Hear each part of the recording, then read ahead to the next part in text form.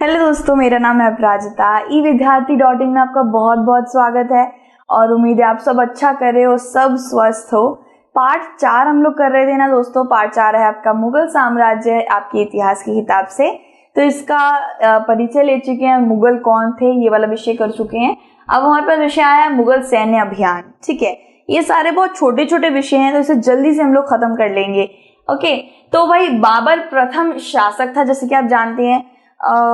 इससे पहले और परिचय के अंदर भी मैंने बताया था कि तैमूर जो थे, तैमूर वंशज को अपनाया था मुगलों ने, ना कि मंगोली वंशज को अपनाया था। मंगोली वंशज को इसलिए नहीं अपनाया था क्योंकि उन्होंने बहुत सारा नरसंहार किया था। चंगेज खान ने बहुत युद्ध और बेकसूरों की जानें ली थी, तो उन्होंने अपना पितृवंशज अपनाया था जो था तैमूर।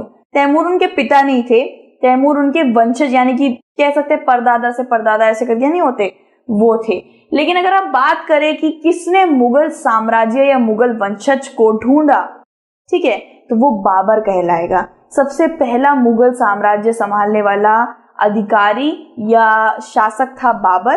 ठीक है दोस्तों, इधर हम थोड़ी बहुत बाबर की बात करने वाले हैं। बाबर प्रथम शासक थे 1526 से 1530 तक। इन्होंने सबसे पहले जो गद्दी जहां पे इन्होंने अपनी नियंत्रण करी थी वो थी फरघाना में। फरघाना पूर्वी उज़्बेकिस्तान का एक छोटा सा शहर है। सबसे पहले उन्होंने वहां पर नियंत्रण करा था। ये उस वक्त पे केवल 12 वर्षीय थे जब इन्होंने फरघाना पे आक्रमण कर उसके ऊपर नियंत्रण कर लिया था। सोच सकते हैं 12 वर्ष। फिर ऐसा नहीं कहेंगे कि 12 वर्ष में वो खुद लड़ाई कर रहे थे।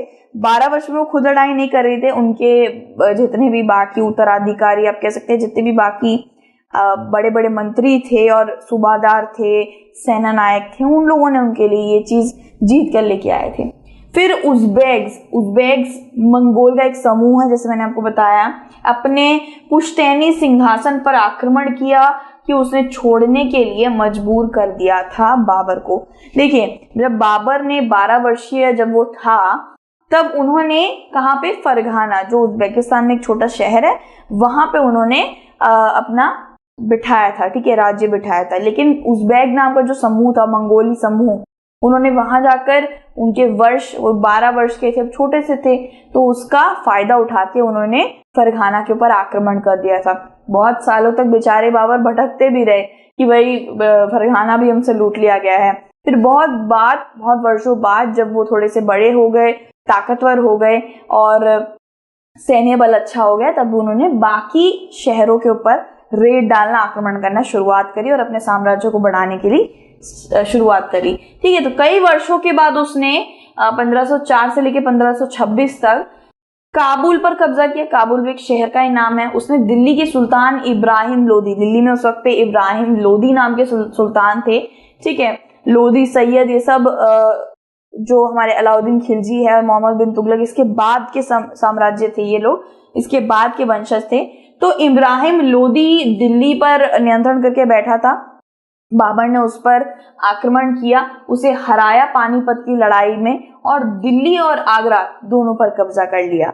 यानी कि अब हमें दिख रहा था कि बाबर कैसे करके अपना मुगल साम्राज्य बिठा रहा है, उसकी जड़ों को मजबूत बना रहा है। ठीक है, तो फिर क्या है, अफगान मुगलों के अधिकार के लिए तत्काल खतरा थे। अब जैसे मैंने आपको बताया कि उस वक्त बहुत से ऐसे नए नए शासक भी थे, जैसे अफगान के थे और मंगोली थे, तो ये सब भी मुगलों के लिए एक बहुत बड़ा खतरा थे। ठीक है, मुगलों के अहोम, सिख, मेवाड़ आदि के साथ भी संबंध थे। मुगलों के जहां पे खतरा था, जहां पे बहुत सारे दुश्मन थे, वहीं पर उनके बहुत से संबंध भी थे, बहुत अच्छे संबंध, जैसे राजपूतों के साथ और अहोम के साथ, मेवाड़ियों के साथ, इनके साथ संबंध भी थे। तो धीरे धीरे करके बाबर ने अपनी सत्ता बिठाने लग गया, जड़ें मजबूत करी और बाबर के बाद आप जानते हैं हुमायूं आया था। तो भाई उत्तराधिकारी की मुगल परंपरा, ये हम दूसरे विषय में करेंगे। ये भी छोटा सा विषय है लेकिन हम इसे दूसरे वीडियो में करेंगे। तो भाई अपना ध्यान जरूर रखिएगा और take care. God bless you always. Bye bye.